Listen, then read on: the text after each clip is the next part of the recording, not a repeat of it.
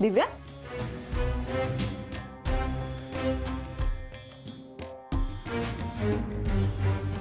काय ग, काय झालं? तू थकलेली दिसतेस, तब्येत बरी नाहीये का? No, I am good. Good काय? ताप आले तुला. तू एक काम कर, तू घरी जा आणि आराम कर. चल. नाही अरे, त्या देवी सिंगला फासेवर चढवत नाही ना, मी आराम करणार नाहीये. हे बघ, तू कोर्टात हजर असलीस किंवा नसलीस तरी त्याला शिक्षा होणारच आहे. नाही आर्या, आपल्याला वाटतं ना एवढं सोपं नाहीये हे. तू आज बघितलंस ना कोर्टात त्यांनी कशी उत्तरं दिली. केस अगर ऐसे ढीले चलता रहा ना तो वो छूट जाएगा. कुछ प्लान करके वो रास्ता निकाल लेगा. इसलिए हमें उसके 4 कदम आगे का सोचना पड़ेगा. आर्या, एक लक्षात ठेव, इतर केसमध्ये आरोपी वेगळा असतो आणि वकील वेगळा असतो, पण या केसमध्ये त्यानेच केस लढायचा निर्णय घेतलाय. याचा अर्थ त्यांनी नक्कीच काहीतरी प्लॅन केला असणार. त्याचे प्लॅन कितीही मोठे असू देत, माझ्यासमोर नाहीच चालणार. तेव्हा तू नको काळजी करूस, मी आहे ना. त्याला फासावर लटकवणार म्हणजे लटकवणार.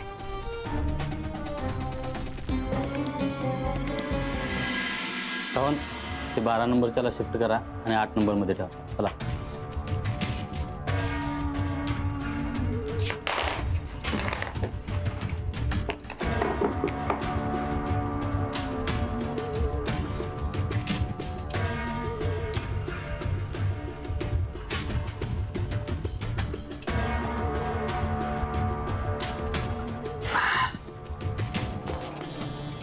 हवालदार साहेब, जरा बोलायचंय. बोल. साहेब, मी इथे आल्यापासून कैद्यांचे हाल बघतोय. इथे आरोग्याच्या सुखसुविधा नाही आहेत, अस्वच्छता आहे खूप. त्यामुळे कैद्यांना स्किनचे प्रॉब्लेम होऊ शकतात. मच्छर खूप आहेत, कुठलेही रोग होऊ शकतात. नाही, मला मान्य आहे हे कैदी आहेत, इथे त्यांची शिक्षा भोगतायत, पण तीही माणसंच आहेत ना. त्यांना खूप त्रास होतो हो, आणि मला तो बघवत नाहीये. मी खूप हळवा आहे ना. ती माणसे तुम्ही. ए बस, तुझी भाषणबाजी नको, मुद्द्याचं बोल. मला त्यांना तपासण्याची परवानगी मिळावी. त्यासाठी इथले डॉक्टर आहेत, तू तपासायची काही गरज नाही. नाही पण सर, मी जायला घेऊन. हळवं मन म्हणे. 10 खून करताना कुठे गेला होता हळवं मन? तुम्ही माझ्या हातात बेड्या घातल्या असल्या, मला तुरुंगात डांबलं असलं तरी माझा मेंदू तुमच्या कैदेत नाहीये. तो मुक्त आहे, आणि तो आता काय कमाल करतोय हे बघाच तुम्ही. माझ्या पुढच्या चालीसाठी तयार राहा. चल.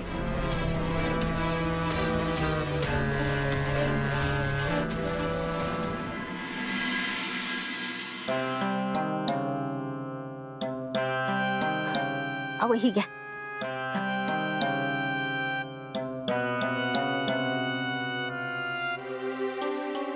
काय व काय झालं, बरं वाटत ना का? काय नाही. मग हात का थरथर कापतोय तुमचा? अगं, कोर्टात पहिल्यांदा साक्ष दिले ना, म्हणून थरथरल्यासारखे होते. सावकाश. अहो, साक्ष देऊन एवढा वेळ झालाय आणि आता कशाला घाबरताय? ती काय खाणार आहे बाई?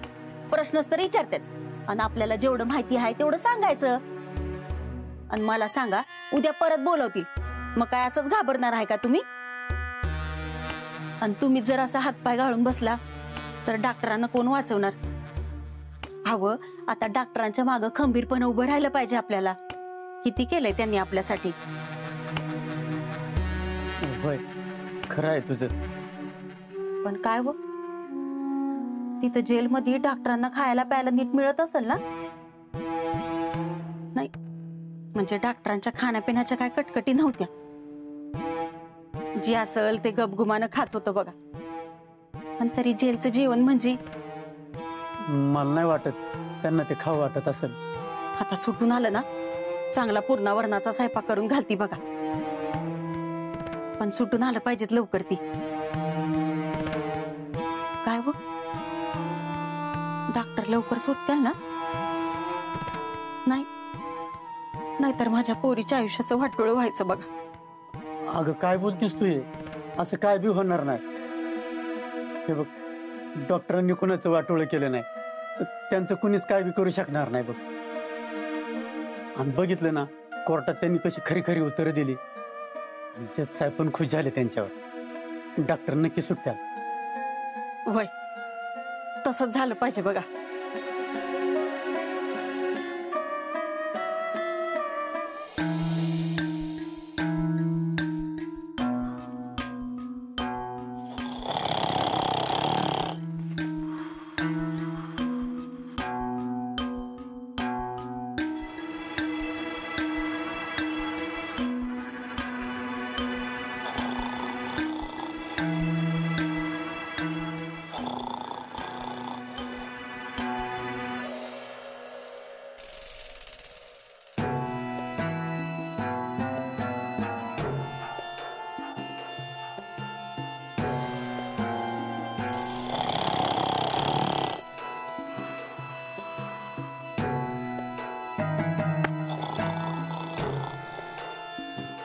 हवालदार साहेब, हवालदार साहेब. काय रे झोपची कशाला झोपमोड करतोय?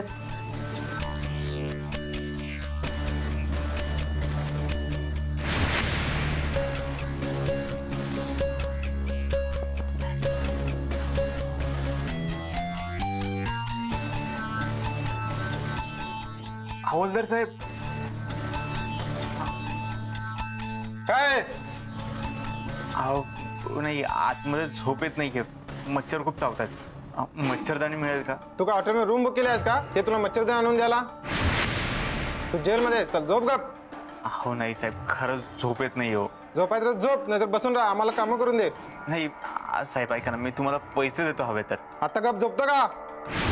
ही पैसे नाटकं माझ्या पुढे नाही चालणार. परत जर लाच दिलीस ना फोडून काढीन तुला.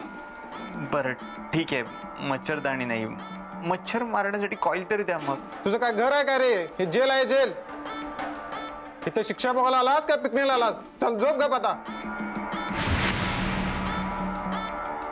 झोप.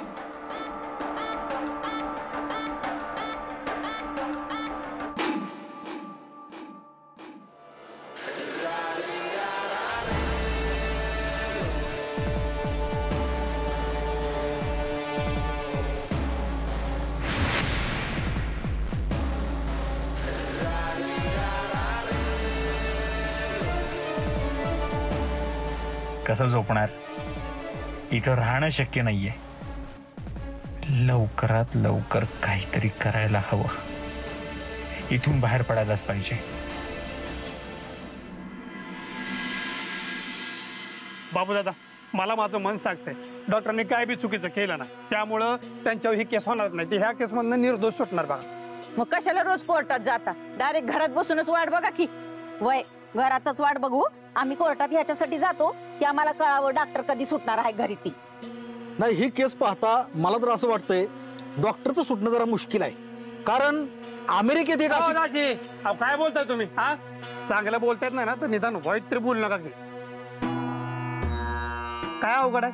काय अवघड आहे? अख्खं गाव डॉक्टरांच्या पाठीमागं उभा आहे.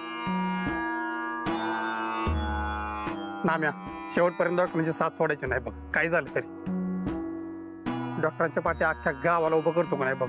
आणि मदत दिला कोणी नाही म्हटलं का नाही, एकेकाला उचलूनच घेऊन येतो. अरे कोणाकोणाला उचलून आणणारस तू बजा?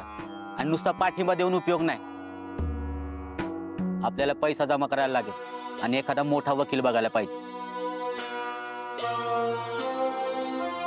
मंगल, नामे म्हणतो ते खरं आहे.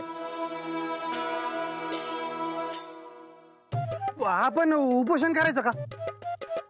ए बाबा, ते उपोषण बिपोषण काय नको. इकडे माझ्याकडे बघ, 2 दिवसात किती बारीक झाले मी. हे बघ. मग आपण धरणं धरू, धरणं. हा, अरे साधं सोपं सरळ काय सुचत नाही का काय तुला? ही बघा, तुम्हाला द्यायची असेल तर साथ द्या. माग लागला नाही तुमच्या कोणी. हे असं आहे यांचं. डॉक्टर सुटावा म्हणून एवढं जीवाचं रान केलं, पण समद्यावर पाणी पडलं.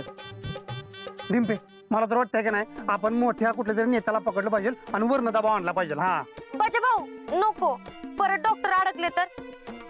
आपण एक काम करू, डॉक्टरांना विचारू. त्यांनी जर परमिशन दिली ना, मग पुढचं पाऊल टाकू की. वय बया, तसंच करूया. मंगलवहिनी, बाबू दादा, काही झालं का नाही तरी डॉक्टर सुटलं पाहिजे म्हणजे सुटलंच पाहिजे.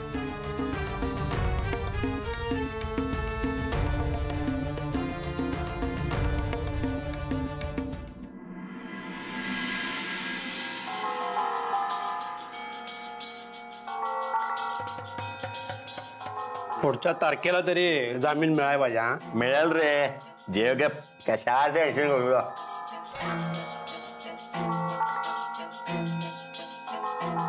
जेवण आहे. हवालदार साहेब, हवालदार साहेब, हवालदार साहेब. अहो, कसलं जेवण आहे? खूप मीठ आहे यात. मी नाही खाऊ शकत आहे. नसेल काय तर नको खाऊस. जवळ नाहीस माझा. तुम्ही भाजी तरी बदलून द्या. नाही मिळणार. खायचं असेल तर खा.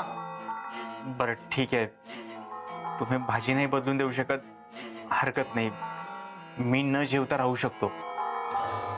पण तुम्ही मला पुस्तकं वाचायला द्याल का? मी त्याच्याशिवाय नाही राहू शकत. तुम्ही मला संत ज्ञानेश्वर, संत तुकाराम, साने गुरुजींची पुस्तकं द्या. ती मिळतील ना? आता लगेच नाही मिळणार. का? मी काय पुस्तकं घेऊन फिरत असतं का? इतर काही ते घेऊन गेलेत आणि तुला पुस्तकं द्यायची की नाही द्यायची हे जेलर साहेब सांगतील. बरं.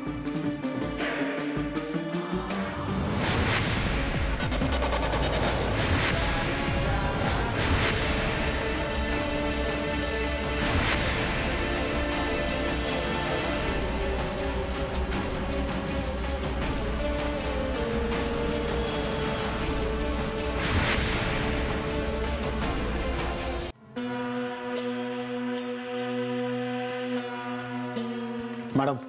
हा बोला. तुम्ही घरी गेला तरी चालेल, खूप उशीर झालाय. नाही शिकरे, जोवर त्या देवी सिंगला शिक्षा होताना बघत नाही ना तोपर्यंत पोलीस स्टेशनच माझं घर आहे. तुम्ही वाड्याला सील केलंय ना? हो मॅडम. आपली 2 माणसं आहेत ना वाडाभोवती? हो मॅडम. कारण तो वाडा खूप मोठा आहे. त्याच्या मागच्या बाजूला सुद्धा दार आहे. आपल्याला जराही गाफील लावून चालणार नाहीये. व्यवस्थित बंदोबस्त ठेवलाय मॅडम. शिकरे, मला वाटतं वाड्याची झडती घेतली पाहिजे. मॅडम, पण याच्या अगोदर आपण 2दा वाड्याची झडती घेतल्या तरी पुन्हा. हो, पण त्यावेळी देवी सिंग बाहेर होता. आपल्या प्रत्येक हालचालीवर त्याची नजर होते. पुराव्यांमध्ये तो फेरफार करू शकत होता, पण आता तो आत आहे. हो मॅडम, तेही खरंच आहे. शिखरे, एक लक्षात ठेवा, एखादी गोष्ट नष्ट करण्यासाठी जाळून टाकली तर खाली त्याची राख उरते, आणि राख साफ करण्याचा प्रयत्न केला तर ज्या ठिकाणी ती गोष्ट जाळली आहे त्या जागेत जाळ्याचे निशाण पडू शकतात. आणि तेही साफ केलं तर त्या जागेत आणि बाजूच्या जागेत नक्कीच काही ना काही फरक पडतो. और वो ढूंढना आना चाहिए. आपल्याला तेच शोधून काढायचंय. शिखरे, मला खात्री आहे की वाड्यात आपल्या हाती नक्कीच काही ना काही लागेल. केस स्ट्रॉंग करण्यासाठी उद्या आपल्याला अजून पुराव्यांची गरज पडू शकते. ते आपल्याला आधीच शोधून ठेवावी लागतील. शिखरे, तुम्ही गेलेत तरी चालेल.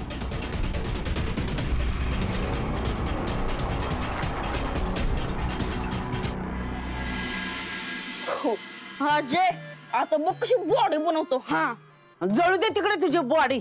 आली का रे सगळी? आहे, मी आले बाय. काय म्हणते तू? काय झालं आत्या?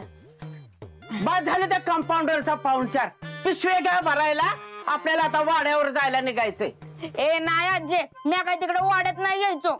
अगं इथं लय मजा येते. फुकटचं खायला पण भेटते. मी इथंच थांबणार. मी नाही येणार तिकडं. अरे तुझी झाली तरकट. तुझा छबिना निघाला. तुझ्या गटुळ्यावर पडला दरोडा. तुझ्या कणगिरा पडली भोक. तुला बी फुकट खायची सवय लागली वाटत. माझ्या जावयाच्याच वळणावर गेल्यास तू बी. ए आहे, उगाच ह्यांना कशाला गाता मध्ये घेते तू? तू नको लय बोलूस. आवरायला घे सामान. मंगल बाबू, आवरा बघू लवकर. आत्या, आम्ही कुठं बी येणार नाही. अहो आता इथं डॉक्टर नाही म्हणल्यावर हॉटेलची काळजी कोण घेणार आणि देखभाल नको होय करायला आपल्याला. तर तुला त्या हॉटेलचं पडलंय आणि वाड्याकडे कोण ग बघायचं? ह्यानं नको असेल ना वाडा तर आमच्या नावा करून टाकतो.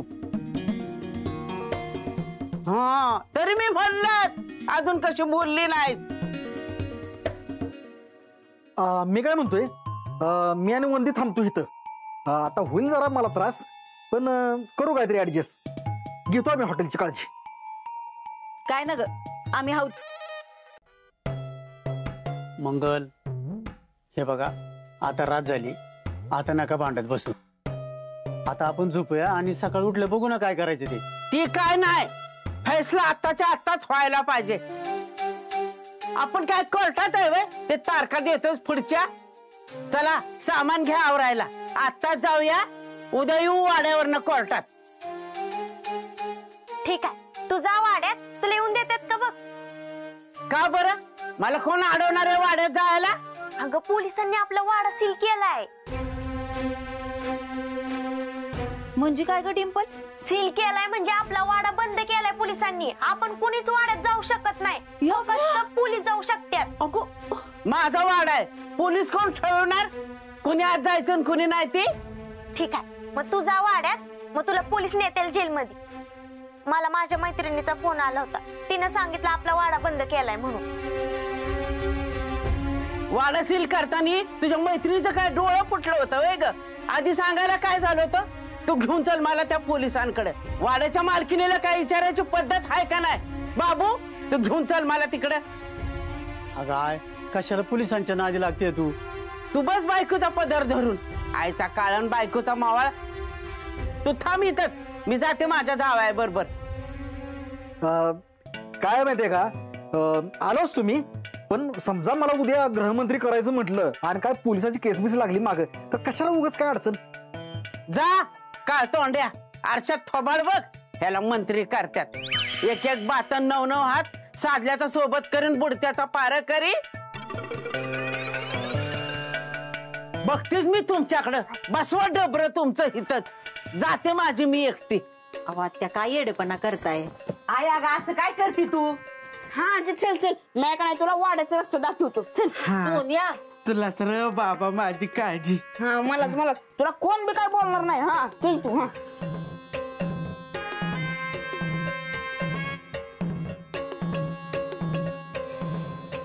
अरे मुळीच्या दार लावलं बाया, कोणलास का काय? अरे तुझी किरडी ढासाळली तुझी. तुला घातला नेऊन डाबड्याच्या पालखीचा निघाला. धुर लवकर, तुझं मळ गेलं तिकडे नदीवर. ए टोन्या, अरे दार उघड की टोन्या. आजीला तर केलंय शांत, पण डॉक्टर अहो तुमच्या अजून जखमा पण नाही भरल्या. मॅडमनं लयच मारलं होतं ना तुम्हाला. मारू दे, तिच्या प्रत्येक फटक्याचा हिशोब मी घेणार आहे. तिने ज्या जखमा दिल्यात त्या भरायला फार फार तर महिना लागेल ना. हा महिना मी माझ्या आयुष्यातून काढून टाकला असं समजतो. पण आता पुढं काय करणार तुम्ही?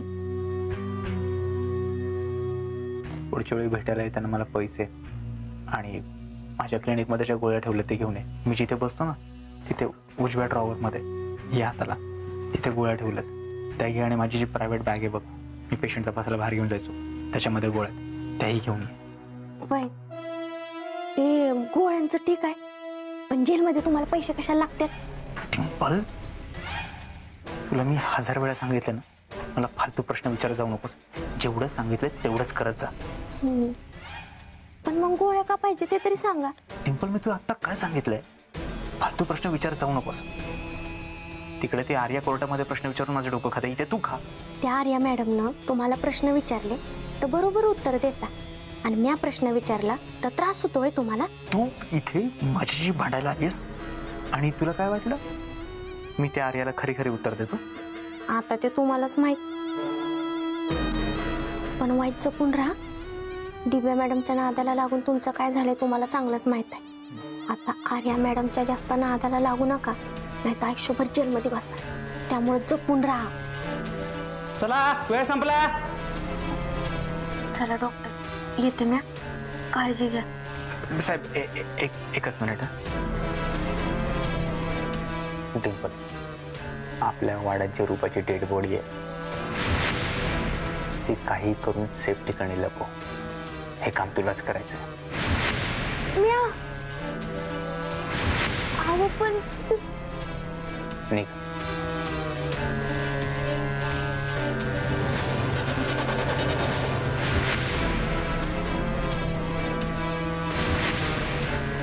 डॉक्टरांनी तर रूपाची बॉडी काढायला लावली, पण त्यांना कसं सांगू वाडा सील केलाय म्हणून.